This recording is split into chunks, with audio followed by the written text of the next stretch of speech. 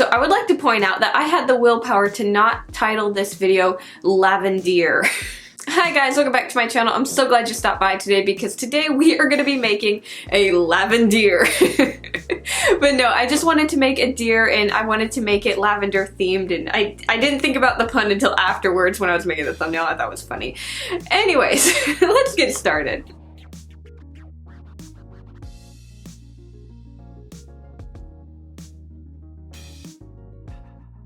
Okay guys, so the first thing that I'm going to start working on are going to be all the clay pieces. So I want to get the head done, but since we're going to be doing a deer, it's best to get the antlers done first. That way we can kind of get a better idea of how large the head needs to be.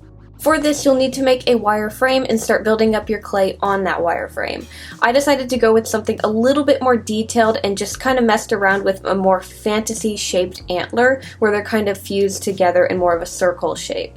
So the first thing that I'm going to do to make my antlers is I'm going to take some clay and I'm going to use that to make the points of the antlers first. I'm going to get these completely done. You don't have to make them perfect because I'm just going to bake them real quick for about 25 minutes, and then to smooth everything out I'm actually going to use sandpaper. I've actually found using sandpaper when making antlers is very useful because it's pretty hard to get a smooth surface on something with such an intricate wire frame.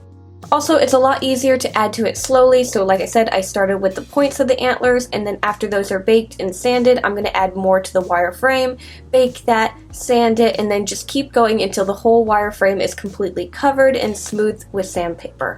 Now, of course, doing all these little pre-bakes in between is a little bit time-consuming, so usually I'll work on this while working on other projects, so it's not the only thing going in the oven when I'm baking it. That way I can save a little bit of time and not have my oven running all day with just the antlers. Moving on to the clay head, now that we have a rough idea of how large we need to make it so that it's proportionate with the antlers, I'm going to make a lump of tin foil, attach that to a glass container so I have something to hold on to, and then I'm just going to start building up my clay on top of this. So normally I'll just add strips of clay to this, wrap it around, blend everything together, and then start working on the basic shape of the head. So at first you're not going to add a ton of details, you just want to get the idea of what the head's going to look like, and then you can start adding the details once you're happy with that basic shape. So normally the first detail that I end up usually adding to the face are going to be the eyes. So this is one that's going to get clay eyes. I don't have a lot of extra glass eyes, so I'm just going to sculpt them out of clay. Plus I want them to be kind of pearl in color, so it's easier to paint that sometimes. So I'm just going to take some balls of clay, lay those out where I want the eyeballs to go, and then I'm going to start building up my clay around this to make the kind of shape of the cheeks and to make the eyelids around the eye.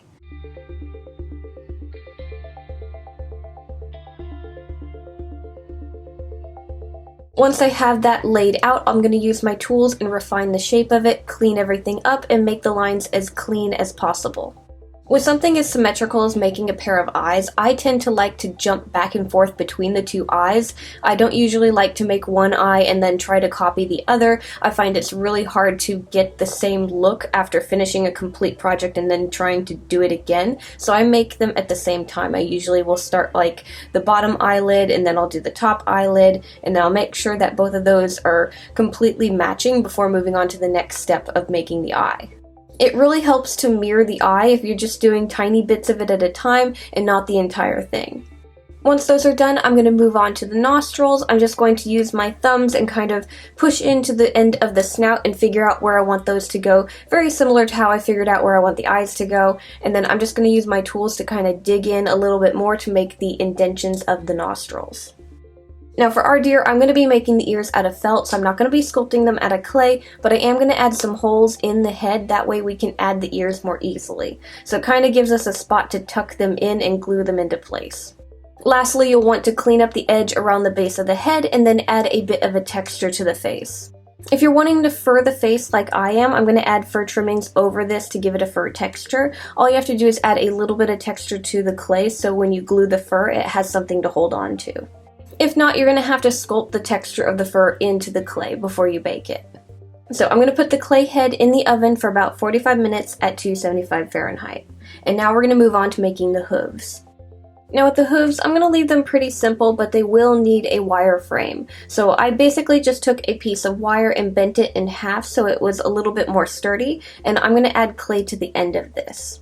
So I'm going to make a semi-thick piece of clay. I'm going to then slide this over the wire that we have, and then I'm going to kind of roll it out, make sure it's nice and smooth, and then we can add the hooves to the end of it.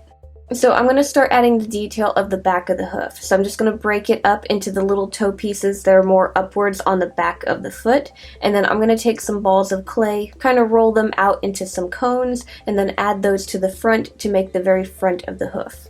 I'm going to use my tools to separate these and to clean up the lines and to also blend it into the other clay, that way it's one solid piece of clay. And then once I have all 4 of the hooves done, I'm going to put these in the oven for about 45 minutes, just like the head, 275 Fahrenheit. And then once all of our clay pieces are out of the oven and have cooled to touch, we can start working on the painting. So for the antlers, I decided to go with a lavender color. I decided to go over the entire thing. I added some white lines for decoration, and right now I'm just adding some gold lines to go around those white lines. So I kind of kept it pretty simple, but I wanted to add a little bit more intricacy to it.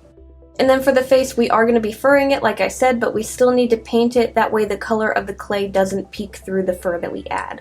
So I'm going to start by primering it white. Even though the clay is white, it's kind of off-white, and I want a solid white. So I'm going to get that all primered, and then we can start adding details to that. So the first bit of details that I'm going to add are going to be the shadows. So I'm going to add a little bit of gray in the creases of the eyes, nose, and mouth, and then just kind of wipe away any excess that gets on the outside of the face. So I want a little bit of lavender at the end of the snout, so I'm going to add that there, and I'm going to blend it into the white. That way it fades from lavender to white, and there's not just a straight line cutting between the two colors. And then I'm going to do the same thing to the top of the head, because the fur that we're going to end up using will have some lavender in it on the top of the head, and I figured this will help it blend better together. I know I haven't showed you guys the fabric yet, but that's the reason the top of the head is lavender. I'm then going to start using my metallic acrylic. I picked out my lavender from that set, and I decided to go over the eye with this. So this is a little bit more sheer than the other acrylics that I use because of the metallic effect, so I will have to go over it a few times until it's nice and solid. Finally, I'm going to add a little bit of gold to the under portion of the eye, just to add a tiny bit more gold to it. Since we are using it in the antlers, I want to add it to the other clay pieces as well. And then for the feet, I'm going to leave these really simple. I'm going to start by primering them all with a white, letting that dry, and then I'm going to take my gold paint again, and I'm going to go over all of the hooves with that. And that's pretty much it for the feet. So I'm going to get all of those done, and then I'm going to use some of my resin to go over the clay pieces to help protect the paint.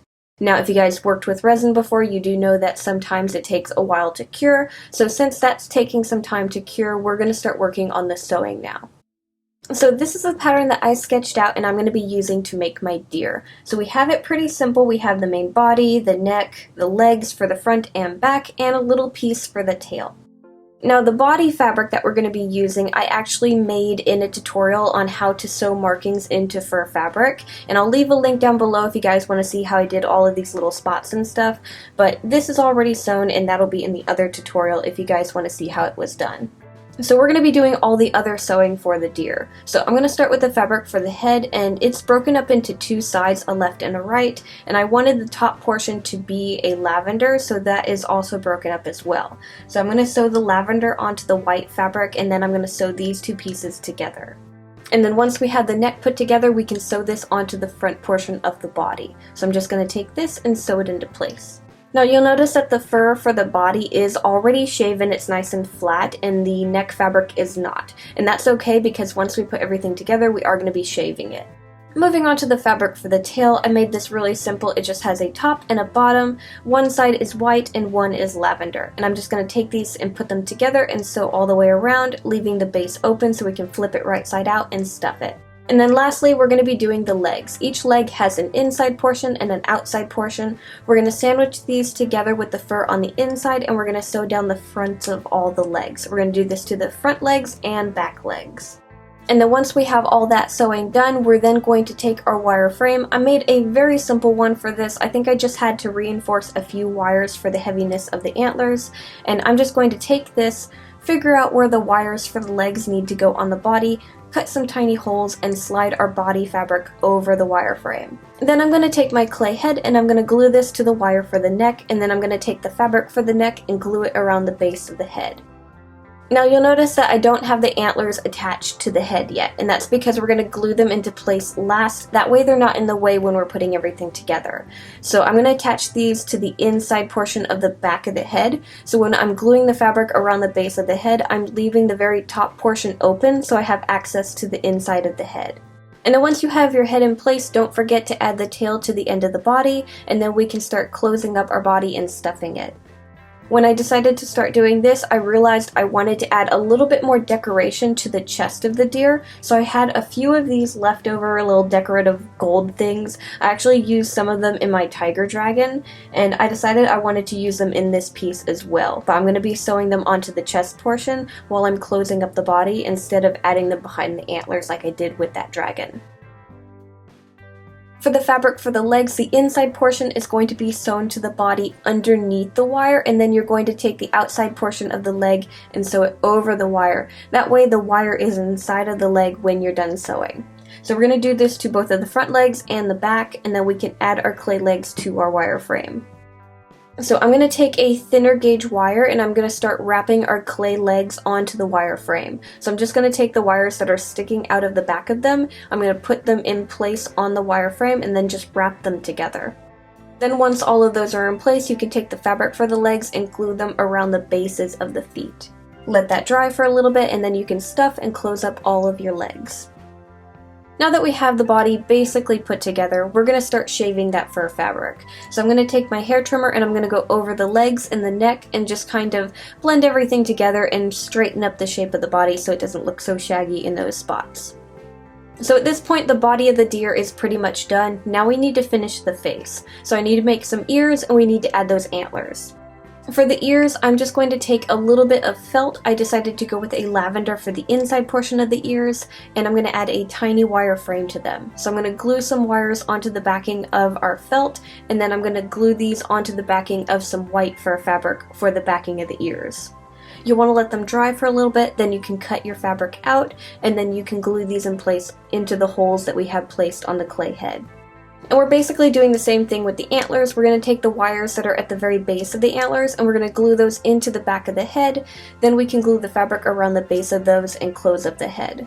So I'm going to get those antlers in place and those ears, and then once that has all dried, we can start furring the face. With the fur on the face, what we're going to be doing is the larger portions, we're just going to cut our fur fabric to fit onto the face. So like the under portion of the face and the cheeks and a little bit of the top of the head, we're going to cut some pieces to fit, glue those in place, let them dry. And then for the shorter fur, what we're going to be doing is using our hair trimmer to make some little fluffy kind of trimmed up bits, and we're going to glue that in place over the face. Once you have that fur in place and you like how it looks, you're going to have to let it dry, and then what you'll want to do is you'll want to take a brush and kind of brush away any excess fur that didn't stick to the glue.